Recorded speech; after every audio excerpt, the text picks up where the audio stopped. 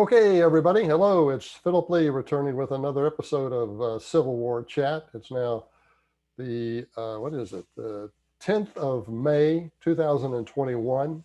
And just a note to, if you want to subscribe to episodes of Civil War Chat, click on the subscribe button, and in the upper right, click on the notification bell to be notified when they come out. Okay, so what I want to talk about today is the New Orleans race riot in 1866. So let me pull up my notes on that.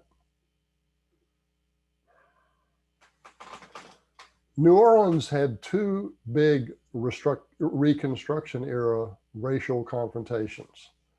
The first was in 1866, and it resulted from an attempt to usurp Louisiana's 1864 Lincoln-approved Constitution when Andrew Johnson was president. The second was between the militias of two conflicting state governments in 1874 when Ulysses Grant was president. Former Confederate James Longstreet participated in the second. Today's narrative concerns the first incident. Modern historians typically portray the 1866 incident as an attack on blacks merely for wanting voting rights. They seldom explain that the blacks were demonstrating at a convention ruled illegal in a state court and organized not only to provide black suffrage, but also to deny the vote to ex-Confederates, who then composed the great majority of Louisiana's white voters. The convention was a pretext for avoiding the amendment process inherent in the Constitution, in the 1864 Republican written Constitution. Now here's the background. President Lincoln announced his Reconstruction plan in December 1863, which was about a year and a half before the war ended. A lot of people don't realize it, but Reconstruction started before the war ended. Now, Lincoln's plan enabled the occupied states to establish Union-loyal regimes if only 10% of the state's 1860 registered voters approved a new constitution abolishing slavery. Louisiana complied, drafted a constitution at a July 1864 convention, which an electorate of Union-loyal voters approved in September 1864. Since the war had not yet ended, no Confederates voted on that Constitution, which Lincoln said, quote, was better for the poor black than the one we have in Illinois, close quote. It gave the vote to adult white males, but empowered the legislature to extend the franchise to blacks later if it so chose. Now that's something that Lincoln says was better than what they had in Illinois, right? Okay. After the war ended, President Johnson restored the civil rights of ordinary white Southerners in May 1865, enabling them to vote, in most cases, in their respective states. He did not include the planter class, who were instead required, that's the wealthy Southerners, who were instead required to apply individually to him for restoration of their rights. In November 1865, Louisiana's electorate, then mostly ex-Confederates because of the amnesty, voted in a new legislature, and it was a legislature that, among other things, opposed black suffrage. Consequently, Louisiana's carpetbaggers and scalawags sought a legal mechanism to remove the vote from ex-Confederates and extend it to blacks, thereby guaranteeing Republican rule in Louisiana indefinitely.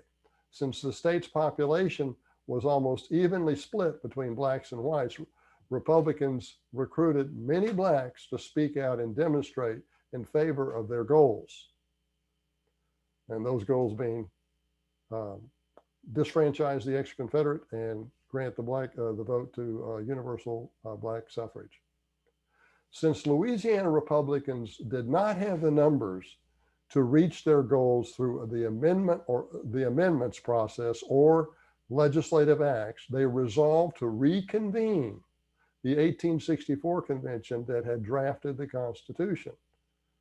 Anti-Confederate delegates would dominate the reconvened meeting because all of the delegates were elected at a time when Confederates simply could not vote. Once in session, they intended to change the Constitution to disfranchise the ex-Confederates and grant universal black male suffrage. They scheduled the New Orleans reconvening for Monday, July 30th, 1866. Their authority to proceed was a stretch requiring a bungee cord. First, the 1864 Lincoln-approved Constitution stipulated that it could be changed only through amendments. Reconvening the Constitutional Convention, dominated by anti-Confederate delegates, was a deliberate attempt to circumvent the amendment process and ignore the will of the state's voters at that time, many of whom were registered after amnesty. And perhaps most of whom were registered after amnesty. Second, when the president of the 1864 convention refused to call for a reconvening, the delegates illegally replaced him because only the president could make that call, and then only under vague circumstances. Third, even though delegates realized for weeks before the meeting that they would lack a quorum, they chose to ignore that disqualifying fact and hold the meeting anyway. Fourth, the 1864 convention was authorized under wartime military order number 35 that was inapplicable in 1866. Now, as the date approached, both sides realized the potential for violence. On the Thursday before the meeting, the local military commander, General Absalom Baird, declined the mayor's request to deploy troops on Monday. And Monday is the day when the meeting is scheduled, right? So the Thursday beforehand, he declines to say that he will offer troops for Monday to keep the peace.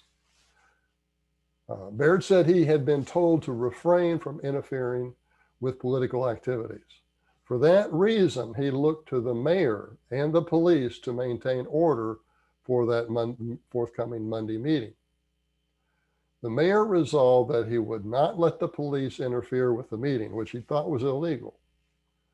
Instead, except for a few on their regular beats, he would hold the police force in readiness to be promptly summoned through the city's electrical fire alarm grid should they be needed.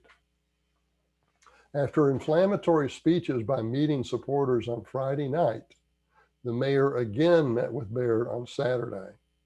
Later that day, the general telegraphed War Secretary Edwin Stanton for instructions. Stanton, a somewhat secret Johnson political enemy, never replied. Incredibly, most historians typically argue today, unlike earlier historians, but the modern historians typically argue, incredibly, that Stanton merely forgot about the telegram.